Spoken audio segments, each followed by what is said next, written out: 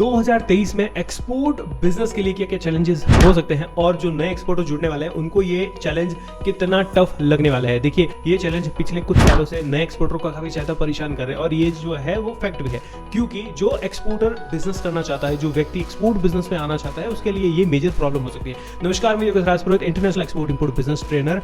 Export और import business में आज बात होने वाली है कि जो 4 चैलेंज है वो नए एक्सपोर्टर को किस तरीके से फेस करने पड़ेंगे। 2023 में कौन से 4 चैलेंज है जो नए एक्सपोर्टर को या फिर जो एक्सपोर्ट में आना चाहता है और इंपोर्ट बिजनेस करना चाहता है उन काफी ज्यादा तकलीफ देने वाला है। चलिए वीडियो की शुरुआत करते हैं। अगर आप हमारे चैनल पे नए हो और ये चेहरा पहली बार देख रहे हो तो डेफिनेटली इस चैनल को आप सब्सक्राइब कर सकते हैं और अपने मित्र दोस्तों के साथ में इसको शेयर कर सकते हैं। तो बात करते हैं कौन से ऐसे 4 चैलेंज है जो एक्सपोर्ट बिजनेस में सबसे ज्यादा बाधा जो है डालते हैं। ये कौन से 4 चैलेंजेस है आपको भी फेस करने पड़ते हैं और जो पुराने एक्सपोर्टर है उनको भी फेस करने पड़ते हैं। चलिए, पहला जो चैलेंज है वो है इंफ्रास्ट्रक्चर। देखिए, एक्सपोर्ट बिजनेस में आप जहां पर प्रोडक्ट और सर्विस की बात करते हैं वहीं पर उन प्रोडक्ट को आप जब एक्सपोर्ट करते हो तो जो इंफ्रास्ट्रक्चर है उसका अच्छा बेहतर होना भी जरूरी होता है। कैसे? जैसे कि जो पोर्ट है वो काफी ज्यादा भीड़ भाड़ वाले पोर्ट है, इसके लिए जो पोर्ट्स है उनकी संख्या गवर्नमेंट को बढ़ानी चाहिए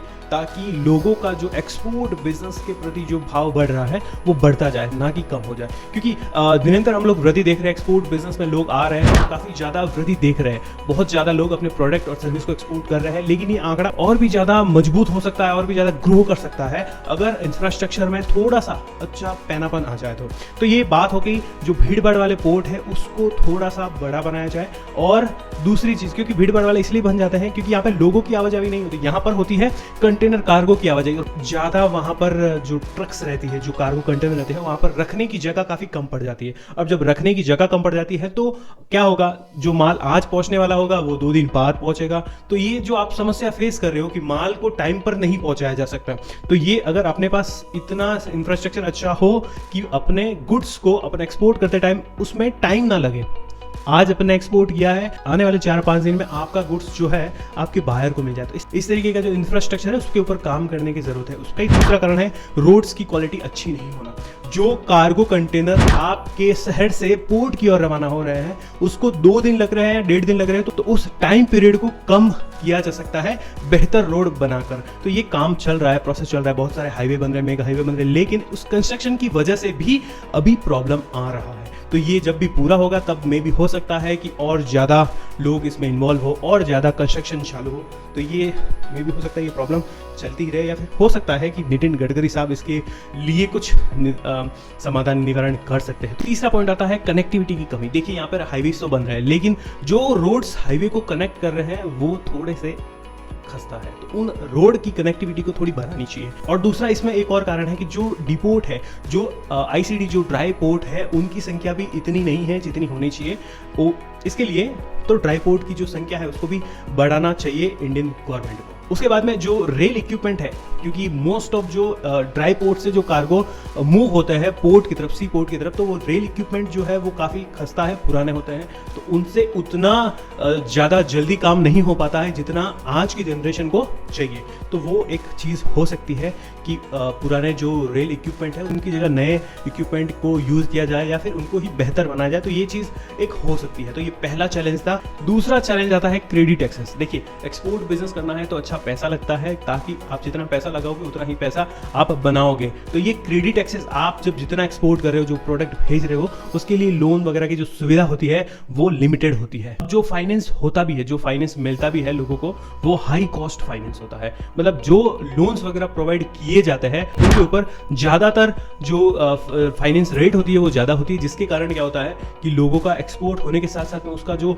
इंटरेस्ट रेट है वो भी बढ़ता है। तो ये थोड़ा सा इसके ऊपर थोड़ी सी देखने की जरूरत है। इसमें एक और पॉइंट आता है इन्फॉर्मेशन की कमी। देखिए, बहुत सारे गवर्नमेंट बेनिफिट मिलते हैं एक्सपोर्टर को बहुत सारे बेनिफिट मिलते हैं, लेकिन इन्फॉर्मेशन ही नहीं है, लोगों को पता ही नहीं है कि कौन कौन से बेनिफिट लोगों को मिल सकते हैं, कि एक्सपोर्टर को कितने। तो जब एक्सपोर्ट करता है तो उसको ना तो ड्यूटी चुकानी पड़ती है, ना जीएसटी चुकाना पड़ता है, ना किसी प्रकार का कोई टैक्स देना पड़ता है। और गवर्नमेंट जितना प्रोडक्ट को एक्सपोर्ट करेगा उस प्रोडक्ट की कैटेगरी के अंदर उसको जो है ड्यूटी ड्रॉबैक भी मिलता है और बहुत सारे इंसेंटिव भी मिलते हैं। तो ये फायदा होता है एक्सपोर्ट करने का। तो ये इसकी जानकारी लोगों को नहीं है। अब जो लोगों को जानकारी नहीं है तो लोग इसके ऊपर अपना फोकस नहीं डालेंगे, लोग एक्सपोर्ट नहीं कर पाएंगे। ठीक है। अगर आप डोमेस्टिक में आपको कोई बताया जाए कि ये प्रोडक्ट आपको सेल करना है तो आप फट से उसको सेल कर दोगे, भले आपको जीएसटी लगे या किसी प्रकार का कोई टैक्स लगे, तो आप फट से सेल कर सकते हो। जिसकी जो कॉस्ट वगैरह रहेगी उसमें आपको जीएसटी वगैरह ऐड करके उस प्रोडक्ट को सेल करना है। लेकिन जब आप एक्सपोर्ट करते हो तो ना तो आपको जीएसटी लगती है, ना किसी प्रकार का कोई टैक्स लगता है, ना आपको कोई ड्यूटीज देनी पड़ती है। आपको सिर्फ और सिर्फ फायदा ही होने वाला है। गवर्नमेंट इंसेंटिव प्रोवाइड करवाती है, गवर्नमेंट आपको ड्यूटी ड्रॉबैक देती है, बहुत सारी चीज़ें इसके साथ में इन्वॉल्व रहती है। तो ये चीज़ें एक्सपोर्ट करने पर ही होता है, तो ये चीज़ भी ध्यान रखिए। तो जो कहा जाता है कि इन्फॉर्मेशन की कमी, जब लोगों को पता ही नहीं है तो लोग क्यों एक्सपोर्ट बिजनेस में आएंगे, अपना एक्सपोर्ट करेंगे। तो ये चीज़ भी होना जरूरी है कि लोगों को इन्फॉर्मेशन जो लोगों को हो मिलनी चाहिए। इसलिए ग्लोबल स्टार्टअप ने आप सभी के लिए, इसलिए समय समय पर हम लोग प्रोग्राम रखते हैं ताकि आप सभी को नॉलेज मिले और आपको पता चले कि गवर्नमेंट क्या क्या फायदे दे सकती है, इन्फॉर्मेशन क्या होती है, एक्सपोर्ट के रिलेटेड क्या क्या इन्फॉर्मेशन है, इंपोर्ट के रिलेटेड सारी इन्फॉर्मेशन आपको प्रोवाइड की जाती है। तो इसलिए आप हमारे इस चैनल पे जुड़ सकते हैं, सारी जानकारी फिर मिलती है आपको। तो सिर्फ और सिर्फ आपको सब्सक्राइब बटन प्रेस करना है और बिल्कुल फ्री है भाई साहब। इसी में तीसरा आता है, सबसे जो प्रोसेस होता है वो कठिन होता है। देखिए एक्सपोर्ट बिजनेस में जो फाइनेंस का जो प्रोसेस होता है, आपको जो लोन मिलता है वो जो प्रोसेस होता है वो काफ़ी कठिन होता है। आपको बहुत सारे डॉक्यूमेंटेशन रिक्वायर्ड होते हैं और बहुत सारी जानकारी देनी पड़ती है, तब जाके आपको फाइनेंस का अच्छा खासा एक्सेस मिलता है। लेकिन इसके लिए भी आपको नॉलेज होना जरूरी है कि किस तरीके से आप अप्रोच कर सकते हैं बैंक को ताकि आपको लोन मिले। तो ये सारी चीज़ें एक इन्फॉर्मेशन के अंदर आती हैं। जितना इन्फॉर्मेशन आपके पास रहेगा कि किस तरीके से लोन मिल सकता है, गवर्नमेंट क्या क्या फ़ायदा दे सकती है, तो अगर आपके पास इन्फॉर्मेशन होगी, राइट इन्फॉर्मेशन होगी, तो आप अच्छे से उस इन्फॉर्मेशन का फ़ायदा उठा सकते हो और गवर्नमेंट द्वारा दिए गए जितने भी लोन्स और जितने भी प्रावधान है उसका जो है फ़ायदा उठा सकते हो। तीसरा चैलेंज आता है डॉक्यूमेंटेशन का हैवी प्रोसेस। देखिए एक्सपोर्ट बिजनेस में बहुत समय से ये जिम्मेदारी बहुत रहती है। आपको जब बिजनेस स्टार्ट करना होगा तो ज़्यादा डॉक्यूमेंटेशन नहीं लगते हैं, लेकिन जब आप एक्सपोर्ट बिजनेस शुरू करोगे ना तब धीरे धीरे डॉक्यूमेंटेशन की संख्या बढ़ती जाती है। देखिए सबसे पहले आप जब किसी भी कंपनी को शुरू करते हो, एक्सपोर्ट कंपनी को शुरू करते हो, तो आपको जीएसटी लगता है। उसके बाद में आपने कंपनी बना ली, जीएसटी ले लिया और उसके बाद में आईसी कोड ले लिया, आपने आरसीएमसी ले लिया, आपका बिजनेस शुरू हो गया। लेकिन आपको पता नहीं है जब आप एक्सपोर्ट कर रहे हो तब आपका गुड्स जब आप एक्सपोर्ट करने वाले होते हो तो प्री शिपमेंट पोस्ट शिपमेंट करके डॉक्यूमेंटेशन से बनते हैं। वो आप बनाओगे, आपका कस्टमर से एजेंट बनाएगा, किस तरीके से आपको प्रोसेस करना होता है लोगों को नहीं पता होता है। लोगों को इतना पता है कि एक्सपोर्ट बिजनेस शुरू करना है मुझे ये 4-5 डॉक्यूमेंट लेने हैं, जीएसटी ले लिया मैंने, आईसी कोड ले लिया, आरसीएमसी ले लिया, मेरा बिजनेस स्टार्ट हो जाएगा। लेकिन आपको ये भी पता होना चाहिए कि जब आप एक्सपोर्ट कर रहे हो तो pre shipment post shipment document क्या होते हैं और किस तरीके से वो बनाए जाते हैं, किस तरीके से वो बनाए जाते हैं। आप बनाओगे या फिर आपका कस्टमर एजेंट बनाएगा। तो अगर आप नहीं बना रहे हो तो आपको पता होना चाहिए कि ये pre shipment post shipment document कहाँ पर बनाए जाते हैं और किस तरीके से उसको आइस गेट की वेबसाइट पे अपलोड किया जाता है। ये सारी चीज़ें आपको ध्यान होनी चाहिए। पोर्ट पर रजिस्ट्रेशन कैसे करना है, एडी कोड कैसे लेना है, ये सारी चीज़ें आपको पता होनी चाहिए। एक एक्सपोर्टर होना इतना आसान नहीं है जितना लोग सोचते हैं, तो ये सारी चीज़ें भी ध्यान देने वाली है। और इसका जो प्रोसेस होता है ना, जो प्री शिपमेंट पोस्ट शिपमेंट का जो प्रोसेस होता है, एक छोटी सी गलती आपको आपके कार्गो कंटेनर का जो टाइम जो आप एक्सपोर्ट करने वाले हो उसी टाइम में आपको डिले करवा सकता है। जो 1 दिन लगना होता है उसमें आप 2-4 दिन भी आप गवा सकते हो। तो डॉक्यूमेंटेशन का सबसे बड़ा ये थोड़ा कठिन मसला होता है। तो ये सारी चीज़ें आपको ध्यान देनी है कि जो भी आप प्रोसेस कर रहे हो डॉक्यूमेंटेशन उसमें थोड़ा सा समय लगाइए और जो चीज़ आप प्रोसेस कर रहे हो उसको देख के समझ के प्रोसेस कीजिए, क्योंकि इसमें एक छोटी सी गलती भी आपको मुश्किल में डाल सकती है, आपको 2 दिन पीछे लेके आ सकती है। तो ये चीज़ें भी ध्यान दीजिए। चौथा सबसे इंपॉर्टेंट चैलेंज आता है ट्रेड बैरियर। कोई भी बिजनेस शुरू करने से पहले उसके क्या रूल्स क्या रेगुलेशंस है, किस तरीके से आप उसको प्रोसेस कर सकते हैं, कौन सी कंट्री में भेज सकते हैं, कौन सी कंट्री में नहीं भेज सकते, वो कंट्री में ये गुड्स जाएगा तो क्या वो रेस्ट्रिक्टेड तो नहीं है, किसी प्रकार का कोई बैन तो नहीं है। इंडिया से मैं अगर ये गुड्स भेज रहा हूँ तो इसके ऊपर किसी प्रकार का कोई रेस्ट्रिक्शन तो नहीं है, किसी प्रकार का ये प्रोहिबिटेड तो नहीं है। चीज़ों के ऊपर आपको ध्यान देना जरूरी है। तो एक प्रोडक्ट जितना आप जहाँ पे एक्सपोर्ट करना चाहते हो वो कंट्री में वो बैन तो नहीं है, या इंडिया से वो आप एक्सपोर्ट कर रहे हो इंडिया में किसी प्रकार का कोई रेस्ट्रिक्शन नहीं है। तो ये चीजें आपको ध्यान में रखनी पड़ेगी, क्योंकि जैसे बीच में कैसा हो गया था कि आप घी एक्सपोर्ट नहीं कर सकते, आप व्हीट एक्सपोर्ट नहीं कर सकते, उसके लिए आपको गवर्नमेंट कोटा लेना पड़ेगा।